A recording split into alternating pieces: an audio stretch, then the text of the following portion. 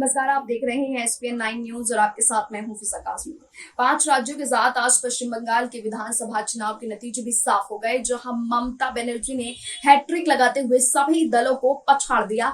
और ये लगातार ममता बनर्जी के चुनावी नतीजों और चुनावी कार्यक्रमों का भी नतीजा रहा, क्योंकि ममता बनर्जी लगातार ये दावा करती आ रही थी कि पश्चिम बंगाल में उन्हीं की पार्टी की जीत होगी। लेकिन वही नरेंद्र मोदी और गृह मंत्री अमित शाह भी इस जद्दोजहद में थे कि जल्द से जल्द बीजेपी बंगाल में अपने पैर पसार ले और ममता दीदी का सुपड़ा साफ कर दे। लेकिन चुनावी नतीजों ने मानो पूरे समीकरणों को ही बदल कर रख डाला। ममता बनर्जी यहाँ बीजेपी को मात देने में कामयाब साबित हुई और पश्चिम बंगाल में बीजेपी का सुपड़ा उन्होंने साफ कर दिया। लेकिन वहीं पश्चिम बंगाल में ममता बनर्जी की जीत से क्या सोनिया गांधी और राहुल गांधी की मुसीबत बढ़ सकती है? क्या है ये पूरा मामला, इस रिपोर्ट में देखिए। 2 मई जिसका इंतजार सभी राजनीतिक पार्टियों का था, वो दिन आज आ ही गया। आज सुबह से ही 5 राज्यों में हुए विधानसभा चुनाव को लेकर मतगणना जारी है। जहां पश्चिम बंगाल की बात करें तो ममता बनर्जी ने सामने आकर अपनी पूरी रणनीति को साबित कर दिया और ये एक बार फिर दिखा दिया कि दीदी बंगाल के लिए ही सक्षम है और ममता बनर्जी ही यानी टीएमसी ही बंगाल की सत्ता को आने वाले दिनों में भी वही संभाल सकती है। लगातार सुबह से ही मतगणना जारी रही और टीएमसी बढ़त बनाती हुई दिखाई दी। जहां बीजेपी 2 अंकों में सिमटती हुई दिखाई दी, तो वहीं ममता बनर्जी की टीएमसी ने धमाल मचाते हुए पश्चिम बंगाल की सभी सीटों पर जीत हासिल करते हुए बढ़त बनाई। ममता बनर्जी यहां पूरी आश्वस्त दिखाई दी थी पश्चिम बंगाल में चुनावी नतीजों से पहले भी कि बंगाल में एक बार फिर टीएमसी का परचम ही लहराने वाला है। लेकिन टीएमसी की जीत से क्या सोनिया गांधी और राहुल गांधी की मुसीबत बढ़ सकती है? क्या इस तरीके की रणनीति सामने आ सकती है कि कांग्रेस के लिए ममता बनर्जी की जीत कहीं न कहीं मुसीबत का सबब बन सकती है? दरअसल ऐसा हम इसलिए कह रहे हैं क्योंकि पश्चिम बंगाल विधानसभा चुनाव में जारी वोटों की गिनती अब तक काफ़ी रुझान सामने आ गए हैं और ये लगभग साफ हो चुका है कि तृणमूल कांग्रेस हैट्रिक लगाते हुए दिखाई दी। खबरें लिखी जाने तक अब तक काफ़ी ज़्यादा खबरें सामने आई कि टीएमसी ही आगे चुनाव में रणनीति बनाते हुए दिखाई देगी। हालांकि इस बात से इनकार नहीं किया जा सकता कि पश्चिम बंगाल विधानसभा चुनाव के मायने राष्ट्रीय स्तर पर भी देखने को मिल सकते हैं। राष्ट्रीय प्रेक्षकीय देखें तो पहली नज़र से दिखता है कि पश्चिम बंगाल में विपक्ष का सबसे बड़ा चेहरा अगर ममता बनर्जी ही दिखाई देती हैं। कर्नाटक में कांग्रेस और जेडीएस ने मिलकर जब सरकार बनाई थी तो उस वक्त विपक्ष के सारे प्रमुख नेता एक मंच पर जुटकर बीजेपी के सामने चुनौती पेश करने की कोशिश कर रहे थे। लेकिन 2019 के लोकसभा चुनाव के दौरान सारे विपक्षी नेता बिखर गए थे। इसके बाद से लगातार विपक्ष में नेतृत्व और सर्वमान्य चेहरे की कमी खलती नजर आ रही है। पश्चिम बंगाल में ममता बनर्जी की हैट्रिक अगर होती है तो इस बात से इनकार नहीं किया जा सकता कि वो पश्चिम बंगाल का सबसे बड़ा चेहरा बन जाएंगी।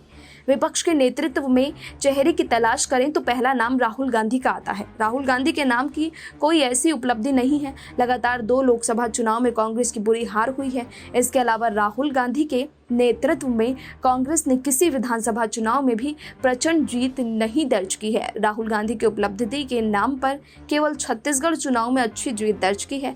इसके अलावा राहुल गांधी ने नेतृत्व में कांग्रेस ने राजस्थान, मध्य प्रदेश और कर्नाटक विधानसभा चुनाव में भी जैसे तैसे सरकार बनाने में सफल रही थी।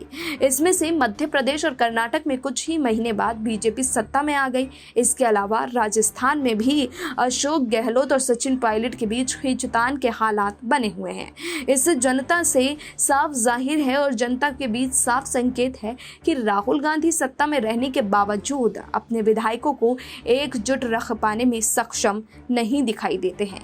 राहुल के अलावा अगर बाकी चेहरों पर गौर करें तो सपा प्रमुख अखिलेश यादव, बीएसपी प्रमुख मायावती, जेडीएस के अगुवाई एचडी कुमारस्वामी, वाम दल के सीताराम येचुरी समेत तमाम नेताओं में से कोई भी छत्र नहीं है जो बीजेपी के सामने अपनी ताकत दिखा पा सकता है। केवल ममता बनर्जी है जो सीधे मुकाबले में बीजेपी को परास्त करती नजर आती हैं। पश्चिम बंगाल का विधानसभा चुनाव प्रचार हो या फिर कोई राष्ट्रीय मुद्दा, तमाम मसलों पर ममता बनर्जी विपक्ष की एकमात्र नेता हैं जो सीधे सीधे प्रधानमंत्री नरेंद्र मोदी को चुनौती देती रही हैं। पश्चिम बंगाल के जिस तरह से भाषण के जरिए विरोधियों पर तीखे वार उन्होंने किए, ठीक उसी अंदाज में ममता बनर्जी भी पश्चिम बंगाल में बीजेपी नेताओं पर प्रहार करती नजर आती हैं। धारा 370 से लेकर एनआरसी, सीबीआई की राज्य में कार्रवाई, मां दुर्गा मूर्ति विसर्जन, जय श्री राम का नारा आदि जैसे तमाम मसलों पर ममता बनर्जी मजबूती के साथ बीजेपी को निशाने पर लेती आई हैं। पश्चिम बंगाल विधानसभा चुनाव में बीजेपी की ओर से टीएमसी पर आरोप लगाए गए कि ये पार्टी मुस्लिम तुष्टीकरण करती है।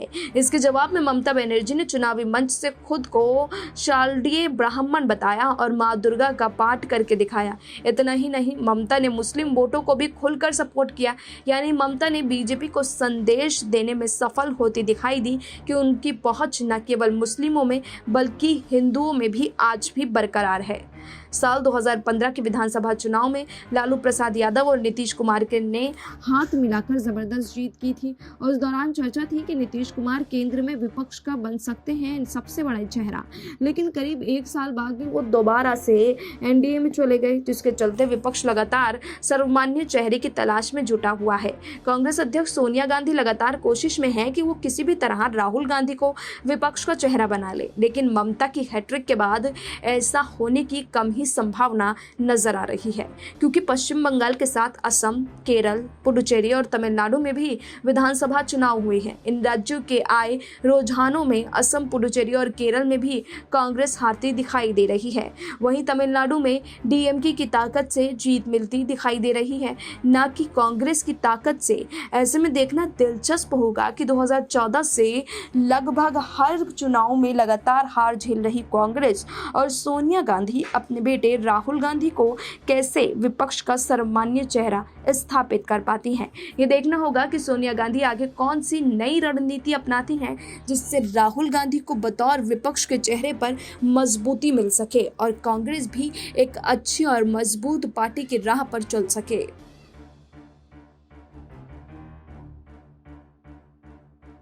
हालांकि ये बहुत हद तक कहा जा सकता है कि पश्चिम बंगाल में ममता बनर्जी की जीत के बाद वो मुख्य विपक्ष के तौर पर एक बड़ा चेहरा बनकर उभर गई हैं।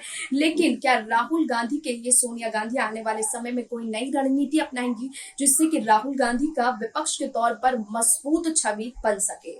फिलहाल अभी के लिए इतना ही, लेकिन देश और दुनिया की तमाम बाकी खबरों के लिए आप जुड़े रहिए SPN9 न्यूज के साथ।